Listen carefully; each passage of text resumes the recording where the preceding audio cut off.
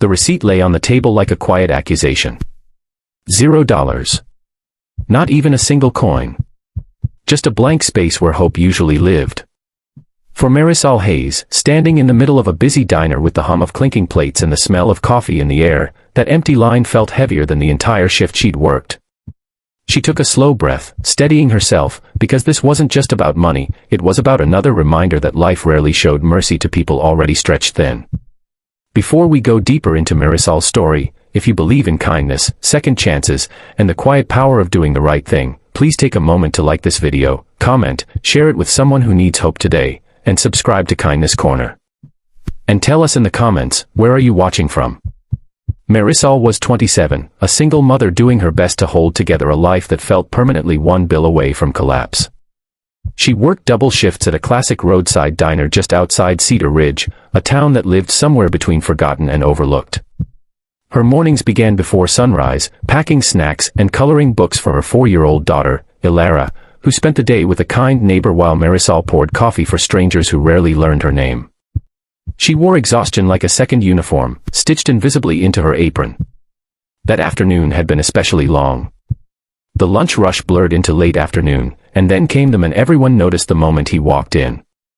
He didn't announce himself, didn't demand attention, but something about his presence shifted the room.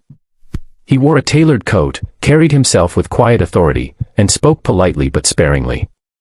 His name, printed on the credit card slip later, was Grant Hollowell, a name Marisol didn't recognize, though many in the world did.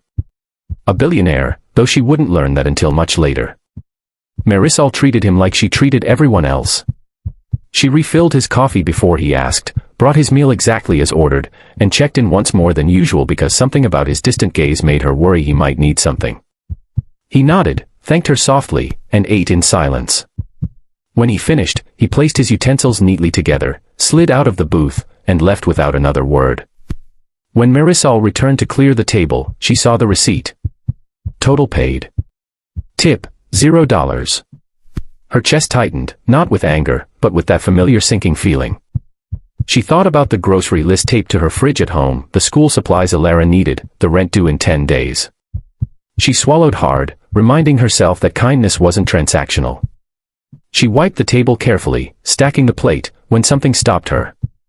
The plate didn't move smoothly. It caught on something beneath it.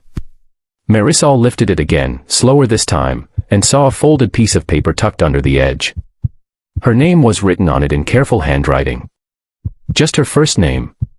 No flourish. No explanation. Her heart began to race, not with fear, but with curiosity that felt almost sacred. She waited until the rush quieted before opening it, hands trembling just enough to notice.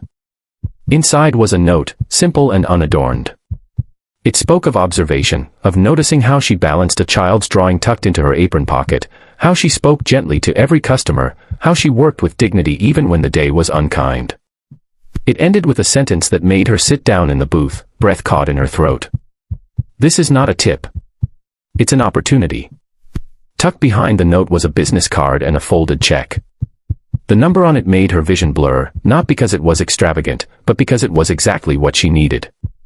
Enough to cover rent, childcare, and a little more. Enough to breathe again. But more than that, the card invited her to call. No obligation. No promises. Just a door cracked open. Marisol went home that night in a daze. She held Ilara a little longer than usual, listening to her chatter about the shapes she'd learned that day, feeling something unfamiliar bloom in her chest, possibility. The next morning, after dropping Ilara off, Marisol sat in her car for nearly 20 minutes before dialing the number. When someone answered, they didn't rush her. They listened. Weeks passed. Then months. Marisol didn't quit her job right away. She learned that Grant Hollowell ran a foundation focused on small-town businesses and overlooked talent. He believed dignity came from work, not handouts. The note had been his way of testing something, not her obedience, but her attention. Would she notice what others missed? She did. Through mentorship, training, and resources she never imagined having access to, Marisol discovered she had a knack for organization and leadership. The diner owner noticed too, offering her more responsibility.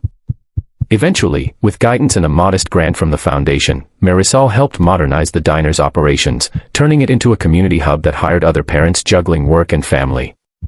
Years later, Marisol stood in the same diner, now brighter, busier, and filled with laughter. Ilara sat at the counter doing homework, safe and confident. Grant visited once a year, always sitting in the same booth, always leaving no tip, just a note. Each one reminded Marisol that the world doesn't always change loudly.